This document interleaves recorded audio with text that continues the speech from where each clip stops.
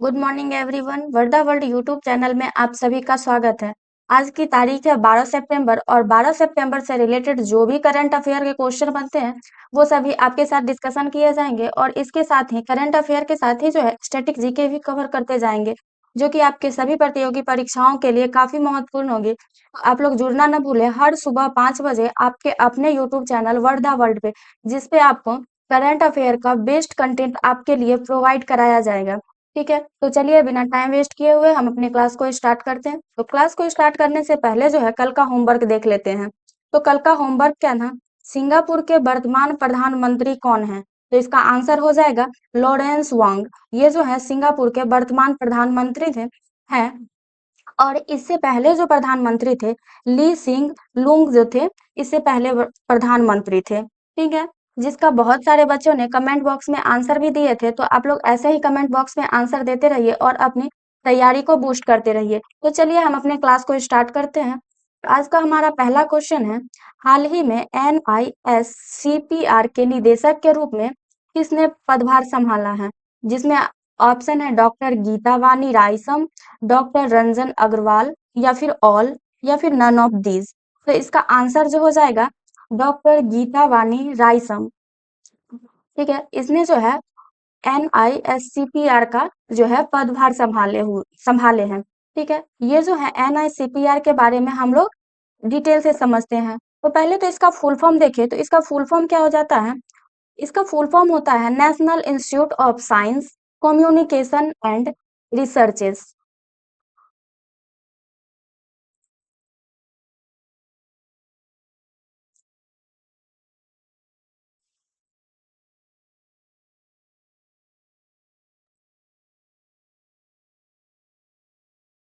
इसका full form हो जाता है। आगे हम लोग जाने तो इसका हेडक्वार्टर जो है नई दिल्ली में है।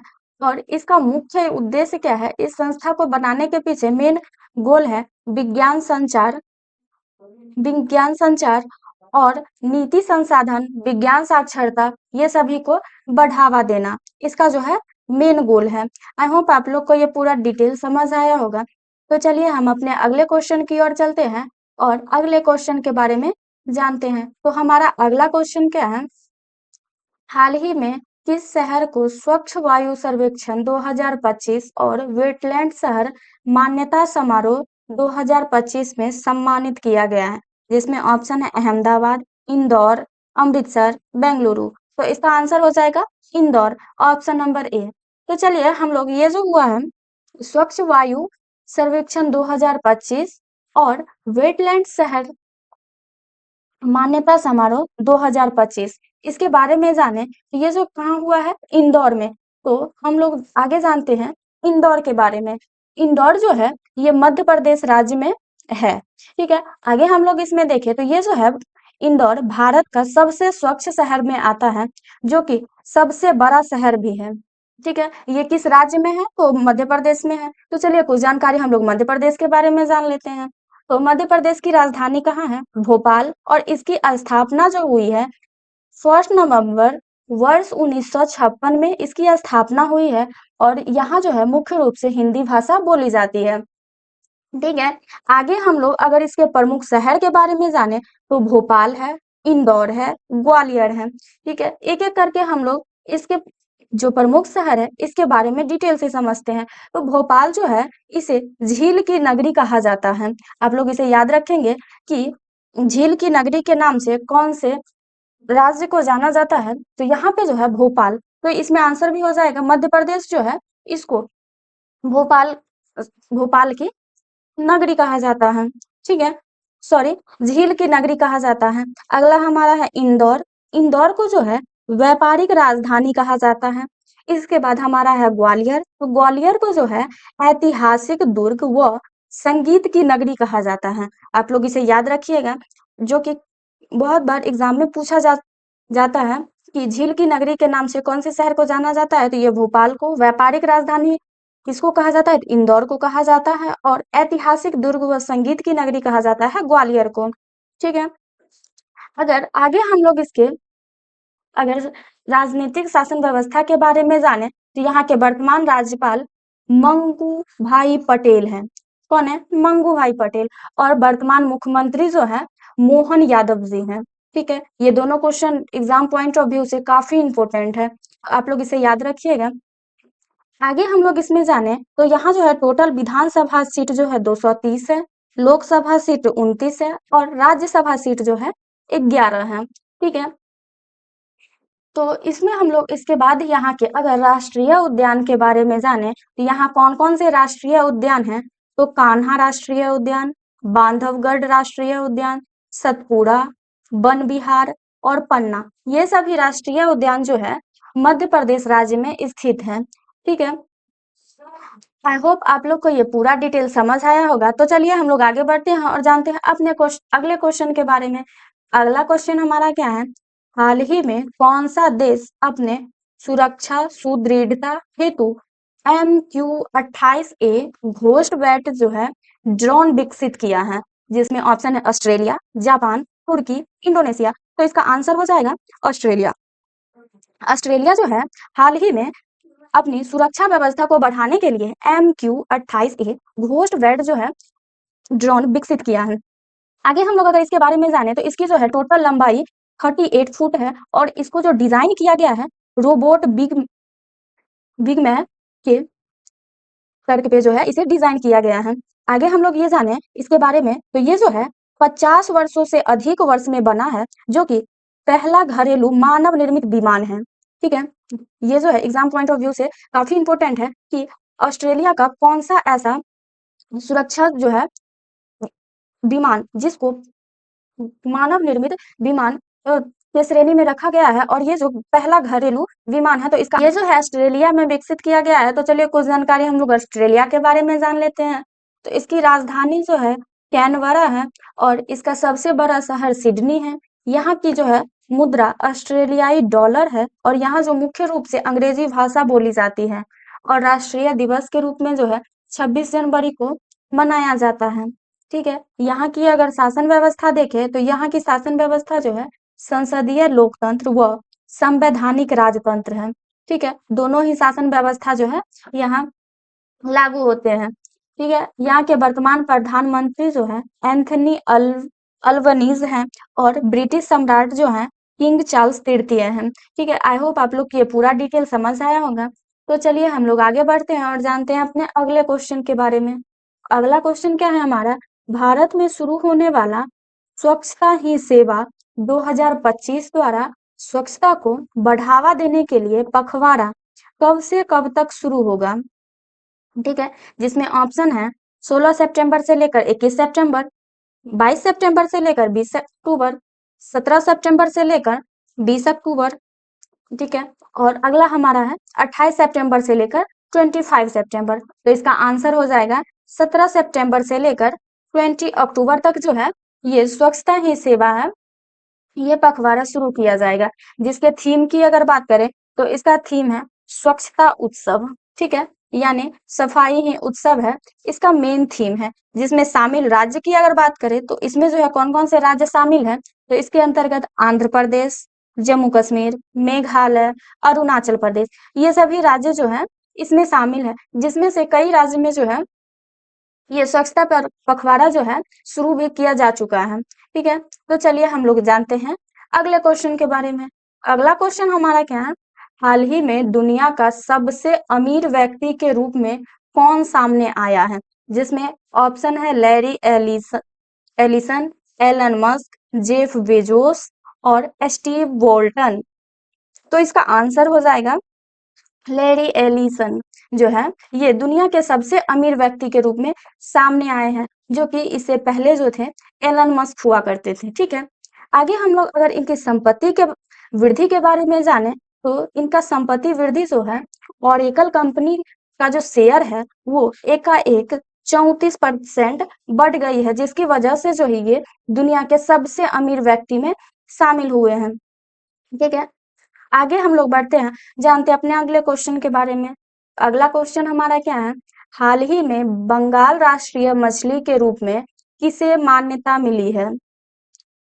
सॉरी, ठीक है, क्या है क्वेश्चन, हाल ही में बंगाल का राष्ट्रीय मछली के रूप में किसे मान्यता मिली है, जिसमें ऑप्शन है सुरमुई, टेनु, ओलोसा और इलीसा, सी नंबर है यूना और डी नंबर है हिल्सा।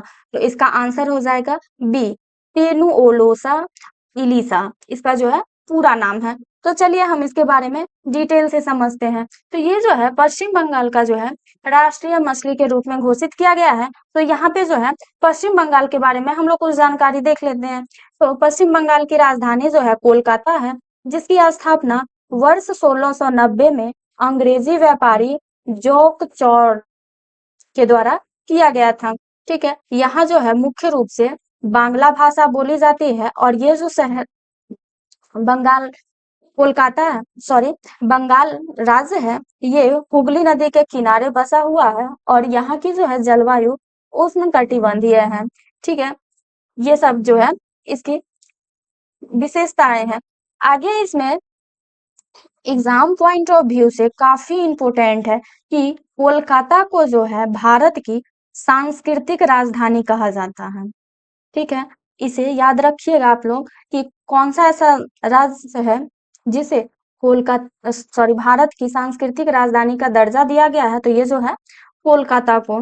ठीक है, प्राचीन काल में जो है कोलकाता भारत की राजधानी हुआ करती थी। आगे इसका एक और पॉइंट है कि भारत का जो है सबसे पुराना उच्च न्यायालय जो है कोलकाता में ही है। ठीक है, यानी क्या है क्वेश्चन, भारत का सबसे पुराना उच्च न्यायालय जो है कहाँ है, तो कोलकाता में है। ठीक है, आगे हम लोग यहाँ के बारे में अगर और डिटेल में जाने तो यहाँ का जो है वर्तमान मुख्यमंत्री श्रीमती ममता बनर्जी जी और राज्यपाल जो है डॉक्टर सीवी आनंद बोस है। यहाँ टोटल विधानसभा सीट जो है 294 है, लोकसभा सीट 42 है और राज्यसभा सीट जो है टोटल 16 है। आई होप आप लोग को ये पूरा डिटेल समझ आया होगा। तो चलिए हम लोग आगे बढ़ते हैं और जानते हैं अपने अगले क्वेश्चन के बारे में। तो हमारा अगला क्वेश्चन क्या है, 11 सितंबर को भारत में कौन सा दिवस मनाया जाता है, जिसमें ऑप्शन है दिग्गज दिवस, अल्पसंख्यक दिवस, समावेशी दिवस या नन ऑफ दिस। तो इसका आंसर हो जाएगा दिग्गज दिवस। दिग्गज दिवस जो है हर वर्ष भारत में 11 सितंबर को मनाया जाता है। तो चलिए हम लोग दिग्गज दिवस जो है इसके बारे में डिटेल से समझते हैं कि आखिर ये क्या है। तो ये जो है स्वामी विवेकानंद जी के द्वारा दिए गए शिकागो सम्मेलन में संबोधन के जो है जश्न में मनाया गया था। ठीक है, शिकागो जो सम्मेलन हुआ था वहां भारत के महान व्यक्ति में स्वामी विवेकानंद जी के द्वारा जो है शिकागो में वहां संबोधन किया गया था। इस खुशी में भारत के लोगों में जश्न का माहौल बन गया था और इसे जो है किस नाम से मनाया जाने लगा, इसे जो है दिग्गज दिवस के रूप में हर वर्ष मनाने लगे। तब से लेकर आज तक हम लोग 11 सितंबर को जो है दिग्गज दिवस के रूप में शिकागो सम्मेलन जो हुआ था उसका जश्न मनाते हैं। आगे हम लोग अगर शिकागो सम्मेलन के बारे में जाने तो ये जो है 11 सितंबर 1893 में कहाँ किया गया था, तो ये जो है अमेरिका में आयोजित किया गया था। कब हुआ था, 11 सितंबर वर्ष 1893 में अमेरिका जो है अमेरिका देश में इसका आयोजन किया गया था, जिसका थीम था आध्यात्मिक समावेशिता, धार्मिक सहिष्णुता और अंतर धार्मिक संवाद। इसका जो है मेन थीम था। आई होप आप लोग को ये पूरा डिटेल समझ आया होगा। तो चलिए हम लोग आगे चलते हैं और जानते हैं अपने अगले क्वेश्चन के बारे में। तो हमारा अगला क्वेश्चन क्या है, विश्व प्राथमिक चिकित्सा दिवस 2025 में कब मनाया जाता है, जिसमें जाएगा। ठीक है, जिसमें ऑप्शन है 12 सितंबर, 13 सितंबर, 5 अक्टूबर और 2 दिसंबर। तो इसका आंसर जो हो जाएगा 13 सितंबर। 13 सितंबर को जो है विश्व प्राथमिक चिकित्सा दिवस 2025 जो है ये मनाया जाएगा। इसकी जो है कोई फिक्स तारीख नहीं है जो इसी तारीख को मनाया जाएगा, लेकिन इसके लिए मेन पॉइंट है जो कि हम लोग देखते हैं। तो पहले तो इसका थीम देख ले। तो इसका थीम है प्राथमिक उपचार और जलवायु परिवर्तन, इसका जो है मेन थीम है। आगे हम लोग इसके बारे में जाने तो यह जो है हर साल सितंबर महीने के जो है दूसरे शनिवार को मनाया जाता है। ठीक है, इसकी कोई फिक्स तारीख नहीं है, लेकिन ये फिक्स है कि सितंबर महीने में मनाया जाएगा और दूसरा शनिवार जिस भी तारीख को पड़ेगी उस तारीख को ये मनाया जाएगा। ठीक है, आगे हम लोग अगर इसकी स्थापना की बात की करें तो इसकी स्थापना किसके द्वारा तो इसकी स्थापना क्रॉस और रेड क्रिसेंट सोसाइटी के द्वारा जो है इसे की गई थी। ठीक है, आगे हम लोग जाने इसके बारे में, आगे हम लोग अगले क्वेश्चन के बारे में जाने तो अगला क्वेश्चन क्या है, हाल ही में भारत की समुद्र डिकार्बोनाइजेशन सम्मेलन कहाँ आयोजित किया गया है, जिसमें ऑप्शन है बेंगलुरु, नई दिल्ली, हैदराबाद और चेन्नई। तो इसका आंसर हो जाएगा नई दिल्ली। आगे हम लोग इसके बारे में समझे तो इसका जो थीम है, इसका मेन थीम है वर्ष 2070 तक जो है 0% कार्बन उत्सर्जन प्राप्त करने का लक्ष्य है, यानी कार्बन मुक्त जो देश है इसको बनाना है, इसका मेन थीम है। तो चलिए हम लोग आगे बढ़ते हैं और जानते हैं इसमें इसके आयोजक के रूप में कौन सामने आए हैं। तो इसके आयोजक के रूप में बंदरगाह मंत्रालय और एशियाई विकास बैंक जो है ये दोनों सामने आए हैं। ठीक है, तो चलिए हम लोग आगे बढ़ते हैं और जानते हैं अपने अगले क्वेश्चन के बारे में। तो हमारा अगला क्वेश्चन क्या है, हाल ही में कौन प्राणी उद्यान राष्ट्रीय ग्रीन बिल्डिंग काउंसिल से प्रमाण प्राप्त करने वाला भारत का पहला चिड़ियाघर बन गया है, जिसमें ऑप्शन है राजीव गांधी उद्यान, दुर्गेश अरण्य उद्यान, उसके बाद है नेहरू प्राणी उद्यान और राष्ट्रीय उद्यान। तो इसका आंसर हो जाएगा दुर्गेश अरण्य उद्यान, जो कि कहाँ है तो ये जो है हिमाचल प्रदेश में है। ठीक है, ये जो है कहाँ है, हिमाचल प्रदेश में है। जिसका कुल क्षेत्रफल के बारे में जाने तो इसका कुल क्षेत्रफल है 180 हेक्टेयर। ठीक है, जिसमें जो है टोटल प्रजातियां कितनी है तो इसमें जो है टोटल 73 प्रजातियों को रखा गया है। तो चलिए इसी के साथ हमारा आज के क्वेश्चन का सेशन समाप्त होता है। तो आप लोग को ये पूरा डिटेल कैसा लगा आप लोग कमेंट बॉक्स में जरूर बताइएगा और ज्यादा से ज्यादा अपने दोस्तों के साथ शेयर कीजिएगा ताकि उनकी भी हेल्प हो। ठीक है, आप लोग जुड़ना ना भूलें हर सुबह 5 बजे आपके अपने यूट्यूब चैनल वर्धा वर्ल्ड पे। ठीक है, आज का जो है पूरा क्वेश्चन का पीडीएफ आपको टेलीग्राम वर्धा वर्ल्ड पे अपलोड कर दिया जाएगा। तो आप लोग देख लीजिएगा और एक बार रिवाइज कर लीजिएगा ताकि आपको कंफर्म सारे क्वेश्चन का डिटेलिंग याद हो जाए और आप एग्जाम में अच्छे परफॉर्मेंस कर पाए।